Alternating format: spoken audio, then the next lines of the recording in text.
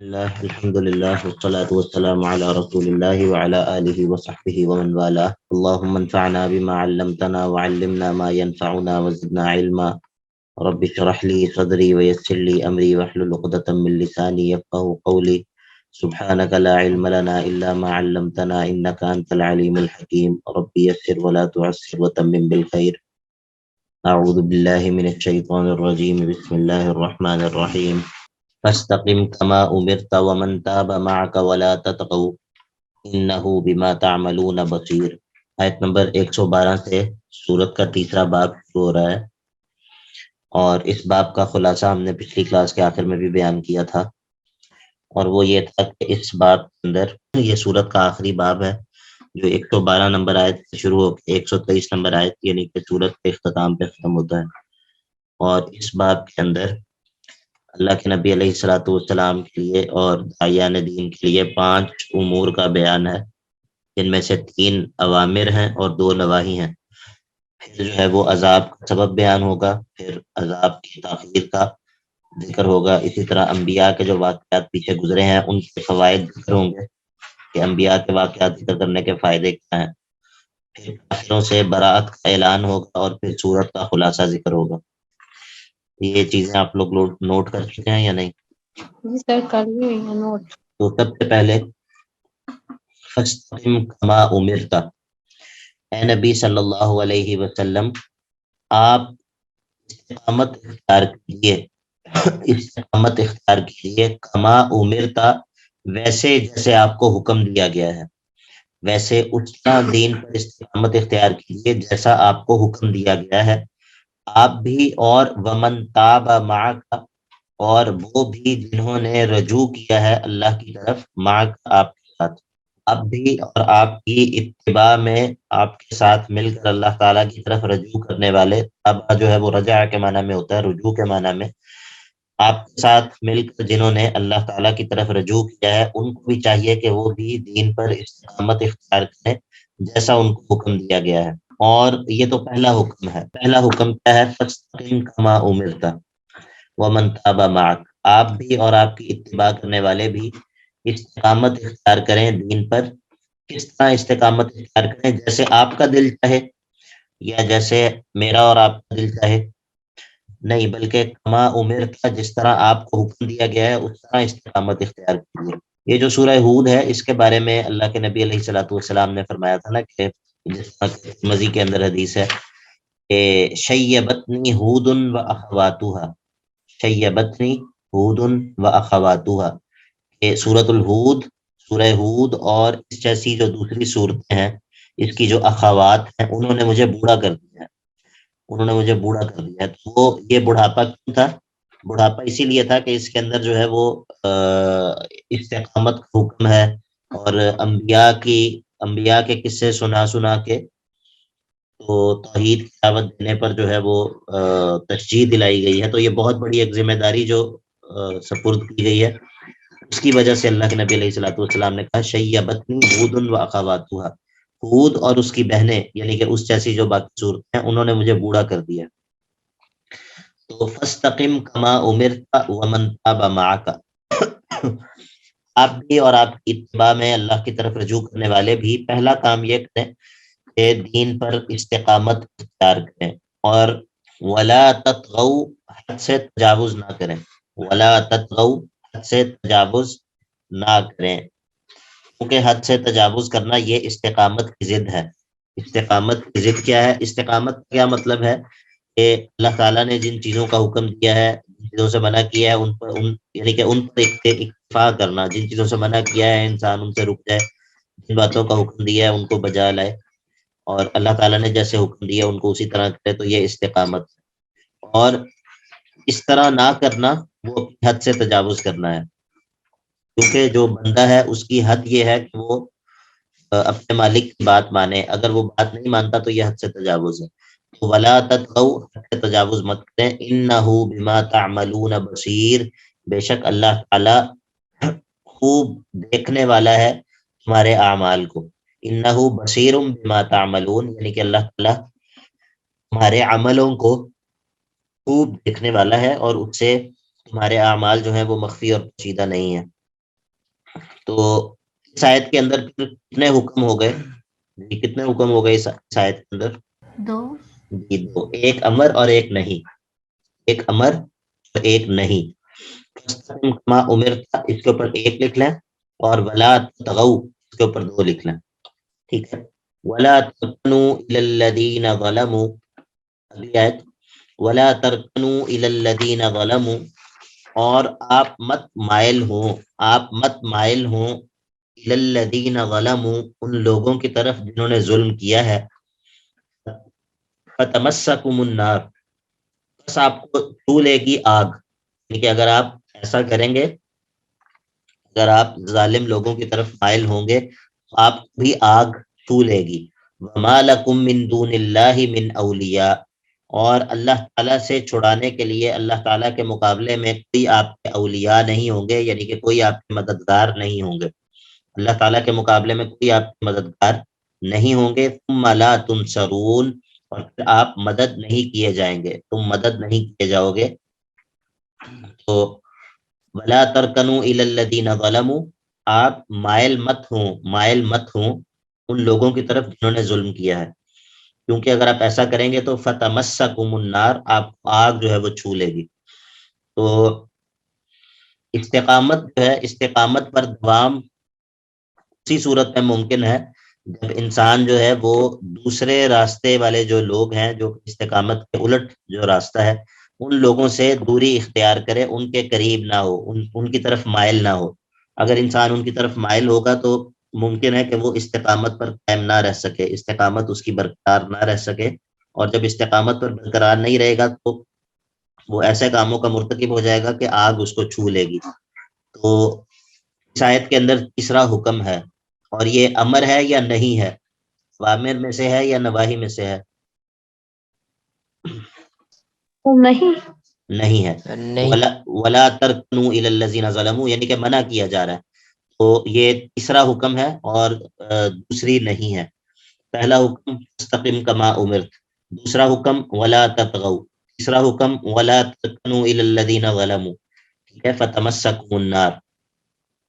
تو اس کے اندر یہ بھی بات موجود ہے، اس کا مطلب یہ بھی ہے کہ جو دنیا پرست قسم کے لوگ ہوں ان سے، اور جو ویسے ہی شبہات اور شہوات دعوت دینے والے یا ان کو پھیلانے والے لوگ ہوں، گمراہی کی طرف جانے والے لوگ ہوں، ان سے، ان کی طرف انسان کو مائل نہیں ہونا چاہیے، ان کی مجلس میں نہیں جانا چاہیے، ان کے ساتھ اختلاط نہیں کرنا چاہیے، تاکہ انسان جو ہے وہ اس کا دل ان کی طرف مائل نہ ہو۔ تو اس کے بعد اگلی آیت میں وَأَقِمِ الصَّلَاةَ طَرَفَيِ النَّهَارِ وَزُلَفًا مِّنَ اللَّيْلِ، اور کیا کرنا ہے؟ یہ حکم کن کے لیے؟ اللہ کے نبی علیہ الصلوۃ والسلام کے بھی اور آپ کے متبعین کے لیے بھی ہے۔ تو وَأَقِمِ الصَّلَاةَ، اور نماز کو قائم کیجئے، طَرَفَيِ النَّهَارِ دن کے دونوں کناروں میں، وَزُلَفًا مِّنَ اللَّيْلِ اور رات کے کئی حصوں میں، ان الحسنات یذہبن السیئات، بے شک جو نیکیاں ہیں وہ برائیوں کو لے جاتی ہیں، ختم کر دیتی ہیں، ذالک ذکری للذاکرین، اور یہ نصیحت ہے نصیحت حاصل کرنے والوں کے لیے۔ تو وَأَقِمِ الصَّلَاةَ طَرَفَيِ النَّهَارِ وَزُلَفًا مِّنَ اللَّيْلِ، دن کے کناروں میں بھی نماز پڑھیے اور رات کا کچھ حصہ گزرنے پر بھی نماز ادا کیجیے۔ تو اس آیت کے اندر پانچوں نمازوں کی طرف اشارہ ہے، پانچوں نمازوں کی طرف اشارہ ہے، اس لیے کہ طرفی النہار جو ہے، دن کے دونوں اطراف جو ہیں، ان سے مراد تو فجر اور عصر ہے، فجر اور عصر اس سے مراد ہے، اور اسی طرح اس سے مراد ظہر بھی ہے۔ اس کی وجہ یہ ہے کہ جو دن کا ایک کنارہ وہ بھی ہے، جب یعنی کہ سورج جب مشرق سے نکلتا ہے تو یہ ایک کنارہ ہے، اور اسی طرح ایک جب سورج جو ہے وہ عصر کے وقت مغرب کی طرف بالکل مائل ہونے لگ جاتا ہے، ایک کنارہ وہ ہے۔ لیکن ایک کنارہ وہ بھی ہے جو جب سورج بالکل سوا نیزے پر آ جاتا ہے، بالکل بالکل آسمان پر آ جاتا ہے، اور یعنی کہ بالکل سیدھا اوپر آ جاتا ہے، جب ہر چیز کا سایہ ختم ہو جاتا ہے، اب جب وہاں سے سورج جب زائل ہونا، زوال سورج کا شروع ہوتا ہے، مغرب کی طرف ڈھلنا شروع ہوتا ہے سورج، یہ بھی جو ہے وہ ایک کنارہ ہے دن کا۔ تو اسی لیے اس سے مراد ظہر بھی لی جا سکتی ہے، اور فجر اور عصر بھی مراد لی جا سکتی ہیں۔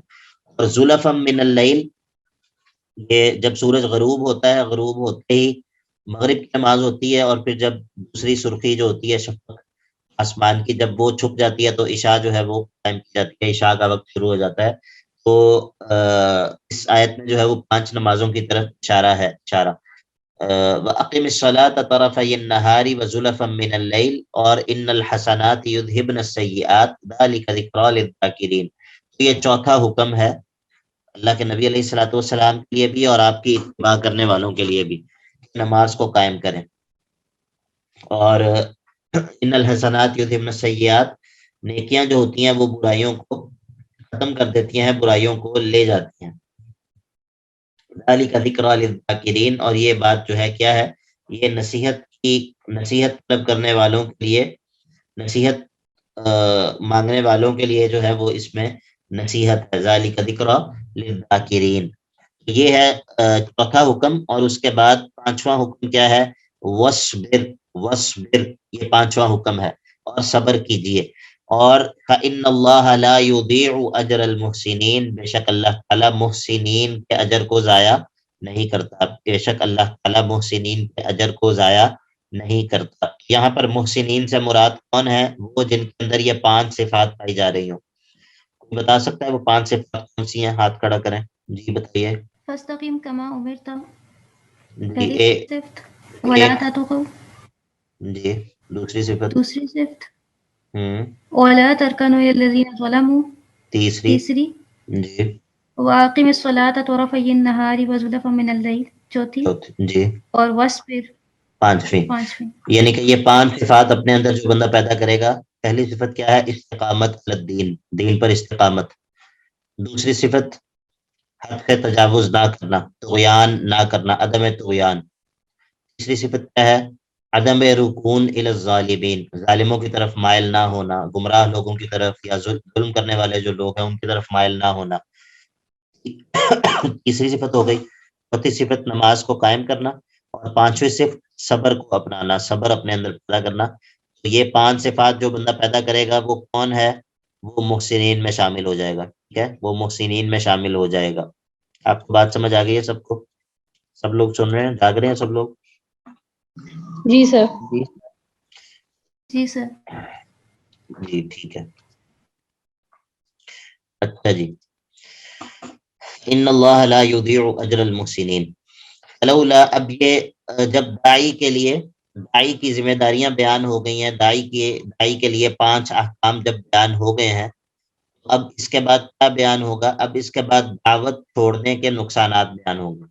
ٹھیک ہے، جب داعی کے لیے 5 احکام بیان ہو گئے، اب کیا بیان ہوگا، اب دعوت چھوڑنے کے نقصانات بیان ہوں گے کہ اگر دعوت نہیں دیں گے تو پھر کیا ہوگا. فرمایا کہ فلولا کان من القرون من قبلکم اولو بقیۃ ینہون عن الفساد فی الارض الا قلیلا ممن انجینا منہم لولا کان من القرون من قبلکم، بس کیوں نہیں تھے آپ سے پہلے والی آپ سے پہلے جو لوگ گزرے ہیں ان میں، اولو بقیت، اہل خیر والے لوگ کیوں نہیں تھے، ایسے لوگ ینہون عن الفساد فی الارض، ینہون عن الفساد فی الارض، جو لوگ لوگوں کو فساد سے منع کرتے، لوگوں کو زمین میں فساد پھیلانے سے منع کرتے، ایسے لوگ کیوں نہیں تھے. الا قلیلا، مگر تھوڑے سے لوگ تھے، ممن انجینا منہم، جن کو ہم نے نجات دے دی تھی، ایسے تھوڑے سے لوگ تھے. تو وَاتَّبَعَ الَّذِينَ ظَلَمُوا مَا أُتْرِفُوا فِيهِ وَكَانُوا مُجْرِمِينَ. تو پہلی بات جو یہ ہے، اولو بقیت ینہون عن الفساد فی الارض، ایسے لوگ جو کہ اہل خیر، جو کہ فساد سے منع کرنے والے ہوں، ان کا وجود جو ہے وہ، ان کا وجود عذاب میں رکاوٹ ہوتا ہے، ان کا وجود عذاب میں رکاوٹ ہوتا ہے. اور ایسے لوگوں کا موجود نہ ہونا، یہ کیا ہوگا سبب عذاب ہوگا. ٹھیک ہے، ایسے لوگوں کا جو کہ اللہ کی طرف، اللہ کے دین کی طرف، خیر کی طرف دعوت دینے والے ہوں، امر بالمعروف اور نہی عن المنکر کرنے والے ہوں، ایسے لوگوں کا وجود عذاب میں رکاوٹ ہے. اور ایسے لوگوں کا وجود نہ ہونا، ایسے لوگوں کا موجود نہ ہونا کیا ہے، یہ عذاب کا سبب ہے. تو یہ تو ایک سبب ہو گیا کہ فلولا کان من القرون من قبلکم اولو بقیۃ ینہون عن الفساد فی الارض الا قلیلا ممن انجینا منہم.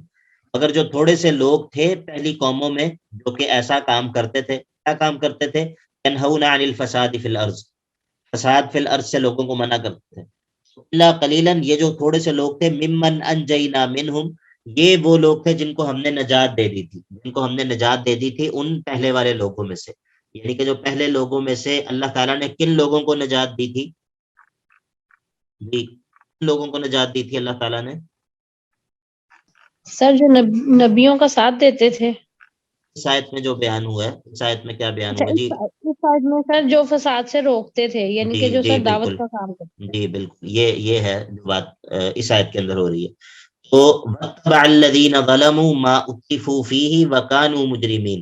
وَاتَّبَعَ الَّذِينَ ظَلَمُوا، اور اتباع کی ان لوگوں نے جو لوگ ظالم تھے. کس چیز کی اتباع کی؟ کس چیز کے پیچھے لگ گئے؟ ما اترفوا فیہ، ما اترفوا فیہ، جس چیز کے ذریعے ان کو مال کے اندر وسعت دی گئی تھی. اطراف جو ہوتا ہے، اطراف کہتے ہیں مال کے اندر بہت زیادہ حد سے تجاوز کرنے کو، مالداری میں حد سے تجاوز کرنے کو اطراف کہتے ہیں. تو ما اترفوا فیہ، اس چیز کے پیچھے لگ گئے کہ جس چیز کے ساتھ ان کو مال کے اندر وسعت اور فراخی دی گئی تھی. یہ ظالم لوگ انہی چیزوں کے پیچھے لگے رہے، اور کیا ہوا؟ وَكَانُوا مجرمین، اور یہ لوگ فاسق تھے، یہ لوگ مجرم تھے. یہ لوگ اسی مال و دولت کے پیچھے اور تکبر اور دنیا پرستی اور فخر اور تفاخر ایک دوسرے پر، اس کے پیچھے لگے رہے، اور یہ لوگ جو ہے وہ فاسق تھے. تو یہ جو ہے دوسرا عذاب کا سبب ہے. دنیا کے اندر مست ہو جانا، دنیا کے اندر جو ہے وہ دنیا کے انسان کی ساری جو انسان کی ساری توجہ ہے اور اس کا جو مطمع نظر ہے وہ صرف دنیا ہو، تو یہ چیز بھی عذاب کے اسباب میں سے ایک سبب ہے. اس آیت کے اندر عذاب کے کتنے اسباب ذکر ہوئے ہیں؟ 2 اسباب ذکر ہوئے ہیں. جی بتائیے. سر 2 اسباب ذکر ہوئے ہیں. ایک تو یہ کہ ان میں وہ لوگ موجود نہیں تھے مگر تھوڑے تھے کہ جو فساد سے روکتے ہوں، اور دوسرا جی یہ کہ وہ لوگ اس چیز کے پیچھے پڑ گئے تھے جس سے مال حد سے مطلب مال زیادہ کیا گیا ان کے لیے. ٹھیک ہے. تو یہ اس آیت کے اندر پھر کیا ہے؟ دعوت کو چھوڑنے کے نقصانات ذکر ہوئے. ٹھیک ہے، جب پیچھے داعی کی ذمہ داریاں بیان ہوئی تو اب جو ہے دعوت کو چھوڑنے کے نقصانات. اور اگلی آیت بھی اسی مضمون کی ہے. وَمَا كَانَ رَبُّكَ لِيُهْلِكَ الْقُرَىٰ بِظُلْمٍ وَأَهْلُهَا مُصْلِحُونَ وَمَا كَانَ رَبُّكَ لِيُهْلِكَ الْقُرَىٰ. اور آپ کا رب ایسا نہیں کہ کسی بستی والوں کو ہلاک کر دے بظلم، ان کے ظلم کی وجہ سے، یا پھر ظلم کے ساتھ ہلاک کر دے ظلم کرتے ہوئے. اس حال میں وَأَهْلُهَا، اور اس بستی کے اہل جو ہیں وہ مصلحون، اصلاح کرنے والے ہوں. اللہ جو ہے وہ ایسا نہیں کرتا کہ کسی بستی کے لوگ مصلح ہوں، اس بستی کے لوگ جو ہے وہ اصلاح کرنے والے ہوں، مگر اللہ تعالیٰ ظلم کرتے ہوئے اس بستی کے لوگوں کو ہلاک کر دے. اللہ تعالیٰ ایسا نہیں کرتا. تو یہ جو ہے وہ بیان ہوا کہ دعوت سبب عذاب ہے، کہ دعوت سبب عذاب ہے، اور دعوت دینا، دعوت کا کام کرنا جو ہے وہ کیا ہے؟ وہ مانع عذاب ہے. عذاب کے آنے میں رکاوٹ اور مانع جو ہے وہ بن جاتا ہے. وَلَوْ شَاءَ رَبُّكَ لَجَعَلَ النَّاسَ أُمَّةً وَاحِدَةً. اب یہ چونکہ بات ہوئی مصلحین کی، اب اس آیت کا کیا مطلب ہے؟ اگلی آیت کا، اس آیت کا مطلب یہ ہے کہ یہ جو مصلحین ہیں، اگر کسی علاقے کے اندر مصلحین موجود ہیں تو کیا اس کا مطلب یہ ہے کہ وہ سارے کے سارے لوگ ان کی بات مان لیں گے؟ نہیں، ایسا نہیں ہوتا. بلکہ اللہ تعالیٰ کی سنت یہی ہے کہ بعض لوگ ان کی بات مانتے ہیں اور اکثر لوگ ان کی بات نہیں مانتے. فرمایا کہ وَلَوْ شَاءَ رَبُّكَ، اگر آپ رب چاہتا تو لَجَعَلَ النَّاسَ أُمَّةً وَاحِدَةً، تو تمام لوگوں کو امت واحدہ بنا دیتا، تمام لوگوں کو امت واحدہ بنا دیتا. اب میں جو سوال کرنے والا ہوں اس کا جواب دینے والے کے لیے انشاءاللہ انعام ہوگا، اور وہ یہ ہے کہ میں نے اس کا ترجمہ کیا ہے کہ تمام لوگوں کو ایک امت بنا دیتا، تمام لوگوں کو. تو ہاتھ کھڑا کرنا ہے، بتانا نہیں ہے. یہ تمام جو ہے یہ کس لفظ کا ترجمہ ہے اس آیت میں؟ نہیں، آپ سے نہیں پوچھنا، ابھی کسی اور کو موقع دینا. جی کوئی ہے؟ شیخ ذرا ریپیٹ کر دیں کائنڈلی. اچھا جی سوال میں نے یہ کیا ہے، عرفان بھائی ہاتھ کھڑا کرنا ہے اگر پتا ہوگا، ٹھیک ہے، بتانا نہیں. سوال میں نے یہ کیا ہے کہ میں نے ترجمہ کیا ہے وَلَوْ شَاءَ رَبُّكَ لَجَعَلَ النَّاسَ أُمَّةً وَاحِدَةً وَلَا يَزَالُونَ مُخْتَلِفِينَ.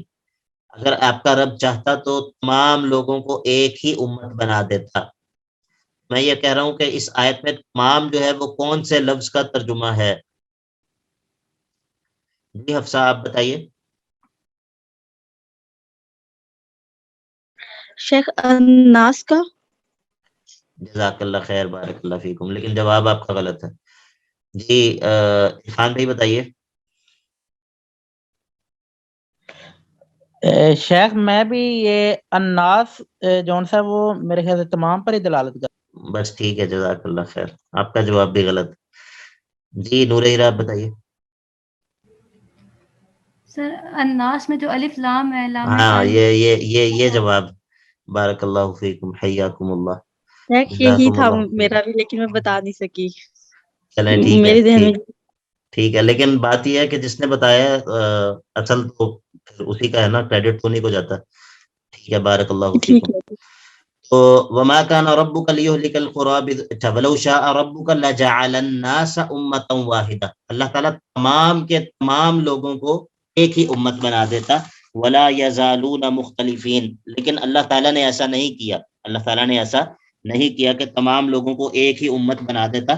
اور یعنی کہ یہ جو اللہ تعالیٰ کی حکمت ہے اس سے کائنات کو بنانے سے اور انسانوں کو بنانے سے، اور پھر انسانوں کے اندر کچھ مومن ہیں اور کچھ کافر ہیں، تو اس کے پیچھے اللہ تعالیٰ کی بہت عظیم عظیم حکمتیں ہیں جن کا وجود اس صورت میں ممکن ہی نہیں تھا اگر سارے کے سارے لوگ اللہ تعالیٰ کے تابع دار ہوتے، اور نہ شیطان کا وجود ہوتا، نہ شر کا وجود ہوتا، نہ گمراہی کا وجود ہوتا.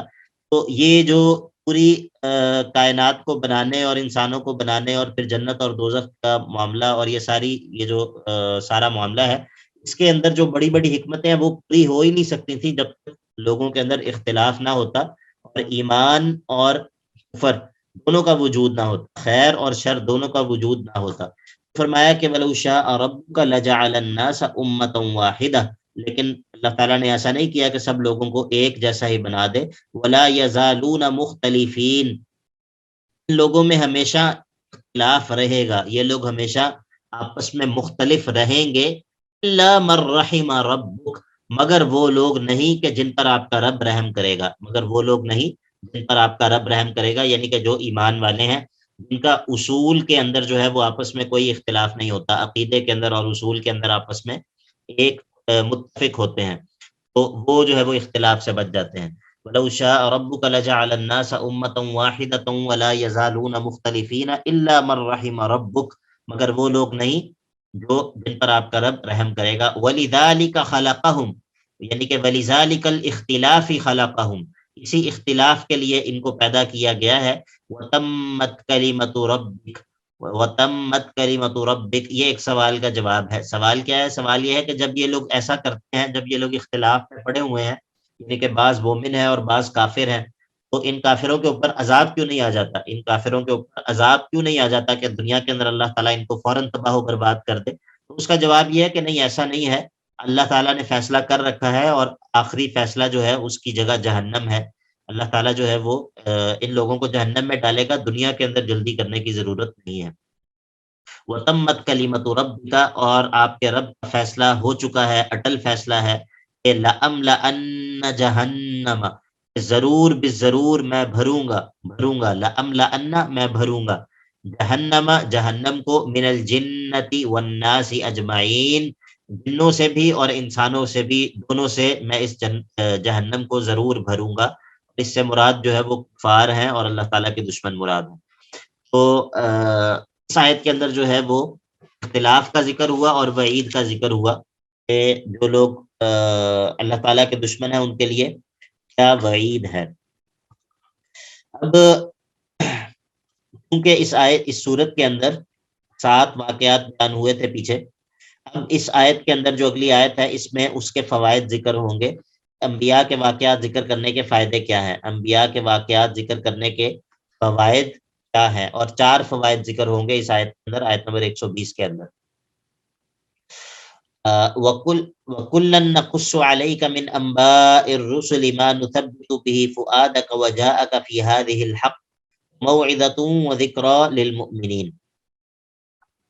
وَكُلًّا نَقُصُّ عَلَيْكَ، اور یہ تمام کے تمام واقعات جو ہم آپ پر بیان کرتے ہیں، من انباء الرسل، رسولوں کی خبروں میں سے، رسولوں کے احوال میں سے، ما یہ وہ ہے کہ نثبت بہ فؤادک، ہم آپ کے دل کو مضبوط کرتے ہیں ان واقعات کے ذریعے، ان خبروں کے ذریعے، ان احوال انبیاء کے ذریعے ہم کیا کرتے ہیں، آپ کے دل کو مضبوط کرتے ہیں.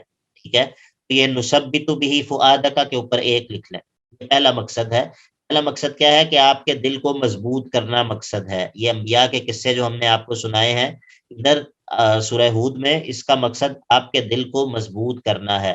اور دوسرا فائدہ کیا ہے، وَجَاءَكَ فِي هَذِهِ الْحَقُّ، اور اس میں ان قصوں میں آپ کے پاس حق آ گیا ہے، یعنی کہ ان قصوں کے اندر جو ہے وہ صحیح عقائد اور اعمال کے بارے میں جو ہے وہ آپ کو بتا دیا گیا ہے.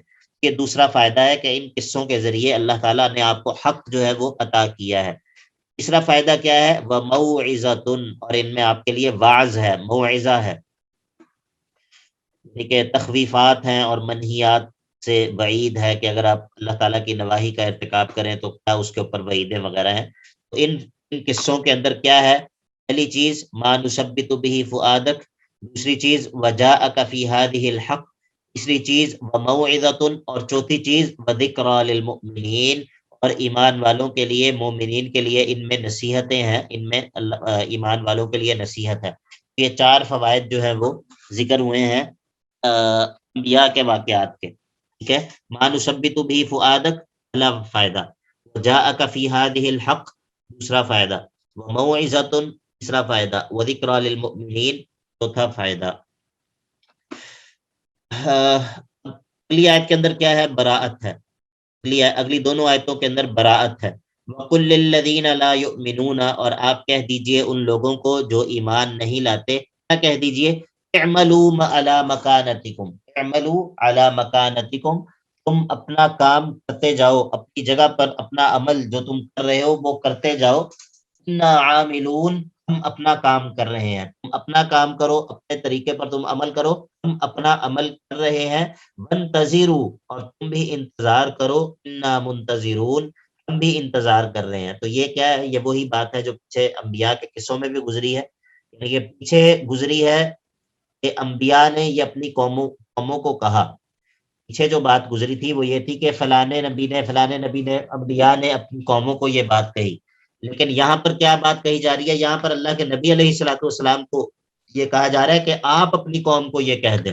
ٹھیک ہے، جس طرح پچھلے انبیاء نے کیا اسی طرح آپ بھی اپنی قوم کو یہ کہہ دیں کہ اعملوا علی مکانتکم انا عاملون، تم اپنا کام کرو، ہم اپنا کام کر رہے ہیں، اور وانتظروا، تم بھی انتظار کرو، ہم بھی انتظار کر رہے ہیں. اس کی سمجھ آ گئی برات کی؟ جی سر. جی پوچھیے عرفان بھائی. السلام علیکم شیخ صاحب. وعلیکم السلام. شیخ صاحب جو ہم نے یہ آیت پڑھی ہے وَقُلِ الَّذِينَ لَا يُؤْمِنُونَ اعْمَلُوا عَلَىٰ مَكَانَتِكُمْ إِنَّا عَامِلُونَ، یعنی کہ آپ اپنا کام کرتے رہو، جو ایمان نہیں لاتے ہم اپنا کام کرتے رہیں. حالانکہ ایک یعنی کہ حدیث میں ہے کہ یعنی کہ اگر کوئی برا کام کرتا ہے تو اس کو آپ ہاتھ سے روکیں، اور نہیں تو جی میں آپ کا سوال سمجھ گیا ہوں. یہ عرفان بھائی یہ اس کی نفی نہیں ہے، یہ اس کی نفی نہیں ہے. یہ ہے کہ جب آپ نے کسی کو دعوت دی، انبیاء نے اپنی قوموں کو دعوت دی دی دی دی دی لیکن جب انہوں نے ماننے سے انکار کر دیا، اب یہ آپ کی بات ماننے کو تیار ہی نہیں ہے، اب پھر آپ نے کیا کرنا ہے، پھر آپ نے اظہار براءت کرنا ہے. یہ جو اعملوا علی مکانتکم انا عاملون ہے یا لکم دینکم ولی دین ہے، اس کا مطلب یہ نہیں ہوتا کہ تمہارا دین بھی ٹھیک ہے ہمارا دین بھی ٹھیک ہے، تم اپنا کام کرو ہم اپنا کام کریں. نہیں، اس کا مطلب یہ ہوتا ہے کہ تم اپنا کام کرتے رہو، ہم اپنا کام کر رہے ہیں، لیکن دیکھ لیں گے کہ کس کے اوپر اللہ کا عذاب آتا ہے. ٹھیک ہے، یہ ہوتا ہے اظہار براءت. لکم دینکم ولی دین کو بھی بعض لوگ پیش کرتے ہیں. دیکھو قرآن بھی کہتا ہے کہ ہر ایک اپنا اپنا کام کرے، بس کوئی سب جو ہے وہ اپنے اپنے دین کے اوپر عمل کریں. تو یہ یعنی کہ دین کا درست فہم نہیں ہے، کیونکہ اسی صورت کے شروع میں اللہ تعالیٰ فرما رہے ہیں قل یا ایھا الکافرون، ٹھیک ہے، لا اعبد ما تعبدون۔ تو اس طرح یہ جو براءت ہوتی ہے، یہ ہوتی ہے کہ جب انبیاء اپنی قوم کو دعوت دے لیتے ہیں اور وہ ماننے سے انکار کر دیتی ہے اور پتہ چل جاتا ہے کہ یہ ماننے والے نہیں ہیں، پھر یہ ہوتا ہے کہ تم اپنا کام کرو، ہم اپنا کام کر رہے ہیں اور اللہ تعالیٰ فیصلہ کرے گا کہ کون درست ہے اور کون غلط ہے۔ اسی لیے کہا وانتظروا انا منتظرون۔ یہ بات سمجھ آ گئی عرفان بھائی؟ جی شاید، جزاک اللہ۔ الحمدللہ۔ اب یہ جو آخری آیت ہے نا، یہ اس سورت کا کلائمیکس ہے، ٹھیک ہے۔ اور اب کوئی بندہ ایک بتا دے کہ اس سورت میں جو 3 دعوے تھے وہ کیا تھے، سورت کے 3 دعوے کیا تھے؟ جی اب نوٹس دیکھ لیں جلدی جلدی، سورت کے 3 دعوے کیا تھے؟ جی وعلیکم السلام، جی ذرا بھائی بتا دوں جی بتائیے۔ سر، پہلا یہ تھا کہ شرک فی العبادت پہ رات، شرک جی فی العلم اور شرک فی التصرف پر رات۔ دوسرا یہ تھا کہ توحید کے بیان میں دلیری سے کام لیں، جی اور تیسرا یہ تھا کہ اللہ کے نبی صلی اللہ علیہ وسلم کو تسلی تھی ٹھیک کہ ہے، آپ بارک لوگوں کی اللہ مان فیکم، بارک اللہ سے فیکم۔ پریشان۔